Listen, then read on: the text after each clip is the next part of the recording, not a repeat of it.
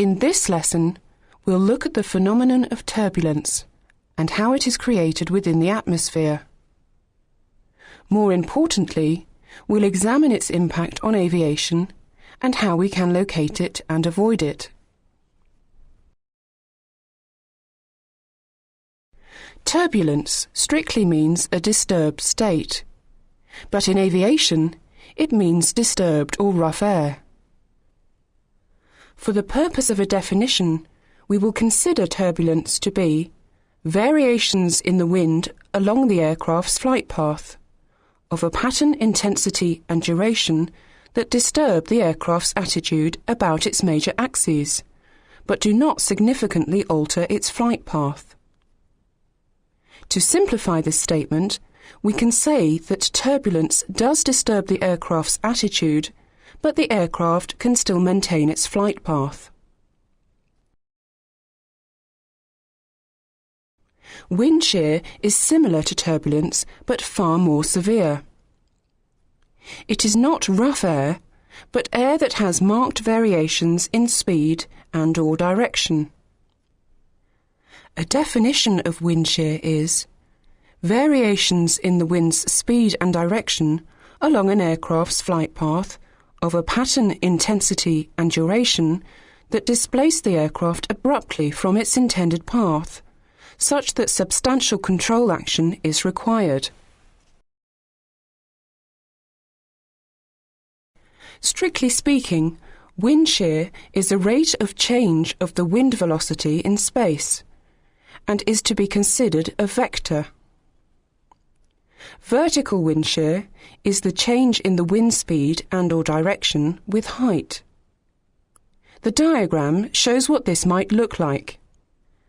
The bottom of the tower is exposed to a very different speed and direction than the top.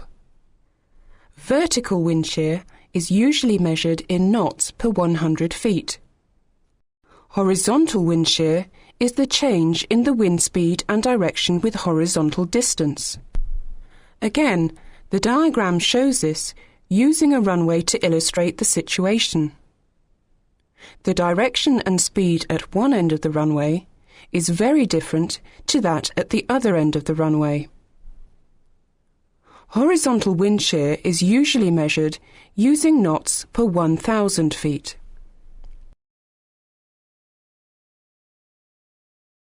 We will discuss wind shear later in the lesson, but for now let's return to turbulence, which was disturbed or rough air. One of the most common causes of turbulence is the surface over which the airflow is moving. The layer of air that is disturbed is known as the friction layer. Above this, the airflow is unaffected by the surface. The boundary of the disturbed surface flow and the undisturbed upper flow is called the friction level. This disturbed air near the surface is created in two ways. Mechanically, by objects like trees, hills and buildings, and thermally, through the effect of warm air rising.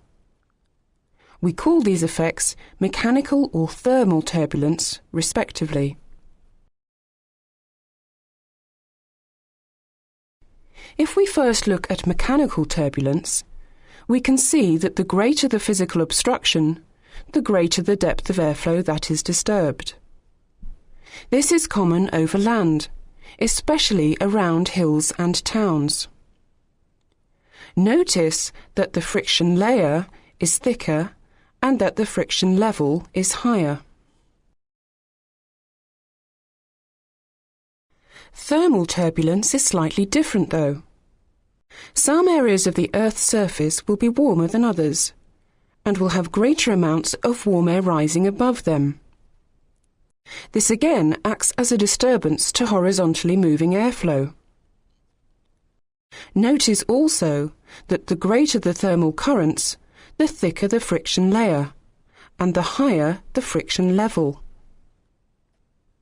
This would be common with areas of low albedo, like rocky areas and fields, where the surface is absorbing large amounts of solar radiation.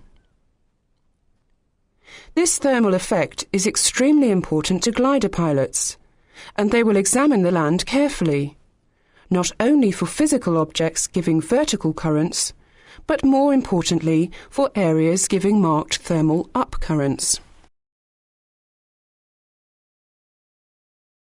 As a result of the thermal effect, we should be able to notice a diurnal change in the friction layer and the friction level. When the land is at its coldest, usually just after sunrise, the friction level will be at its lowest, whereas during the afternoon, when the land is at its warmest, the friction level will be higher. However, on average, the depth of the friction layer is only a few thousand feet above the surface, usually 2,000 to 3,000 feet. But as we have seen, this will vary.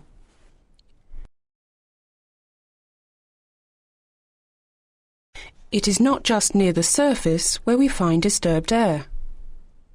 A very common place is within and surrounding significant cloud developments. Looking at the diagram, we know that the cloud was created by air rising and cooling.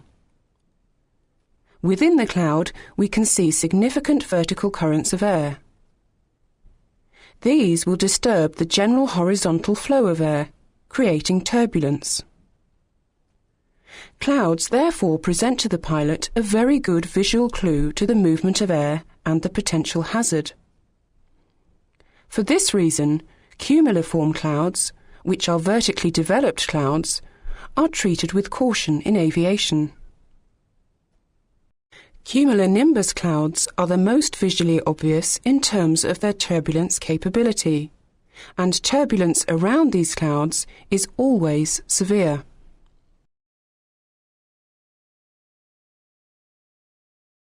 A fact not commonly emphasized to pilots is that we don't just find turbulence within the clouds themselves. Looking at the diagram, we can see the turbulent currents close to the areas of cloud development. However, turbulence from these systems can still be experienced at some distance from the cloud development. If we now consider the bigger picture, we can identify downdrafts at quite some distance from the cloud.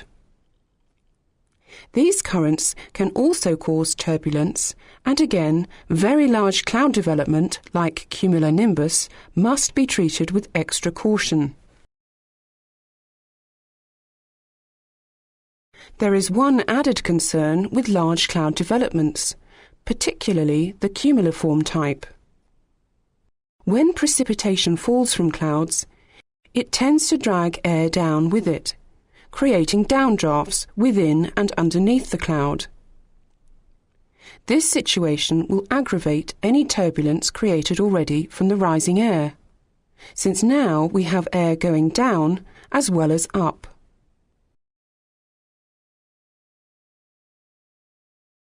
If the amount of air descending from the cloud is significant enough, then a phenomenon known as a microburst or macroburst is experienced. In some countries, these are sometimes called cloudbursts. These will be discussed in detail in the lesson on thunderstorms, but suffice to say, these present a major hazard to aviation. When the air descends beneath the cloud, it may come into contact with the ground and then spread out. Because of the very large changes in the direction and speed of the wind, both vertically and horizontally, this gives rise to very dangerous wind shear.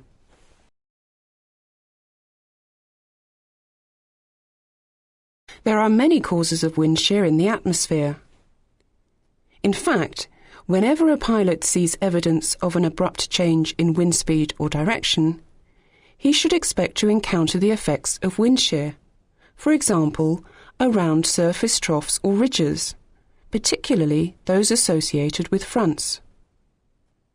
In the diagram, we can see a location in the northern hemisphere, which is about to experience the passage of an active cold front.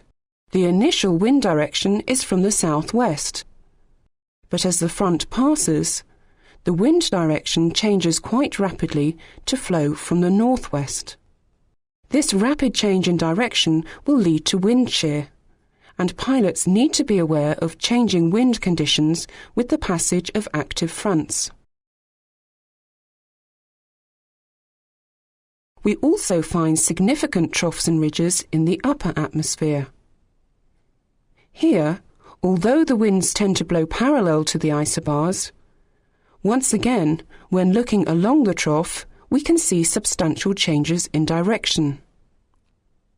However, unlike the cold front near the surface, these areas seldom have the visual clue of clouds to aid the pilot.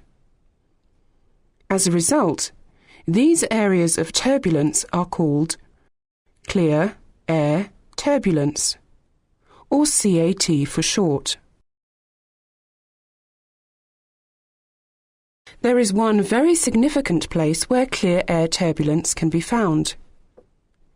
In the upper atmosphere, we have narrow bands of fast-moving air called jet streams.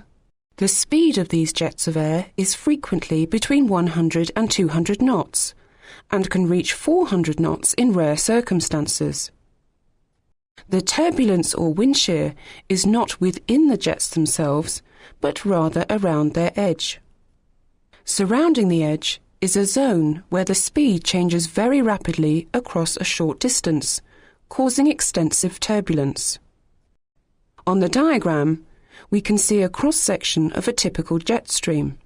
Notice the jet itself is located within the warm air, and the clear air turbulence is located to the side of the jet that faces the cooler of the air masses. The black lines are isotachs, which are lines joining places of equal wind speed. Notice the speed in the centre, and more importantly, notice how close the isotachs are on the cold side of the jet. This shows the rapid change in speed, and is where the clear air turbulence is most likely to be found. These areas are very important to aircraft operating at high altitudes, and as such are shown on significant weather charts issued to aircraft operators. This is an example of a chart showing a CAT area surrounding a jet stream. These charts will be discussed and examined later in the weather briefing section, under medium and high-level significant weather charts.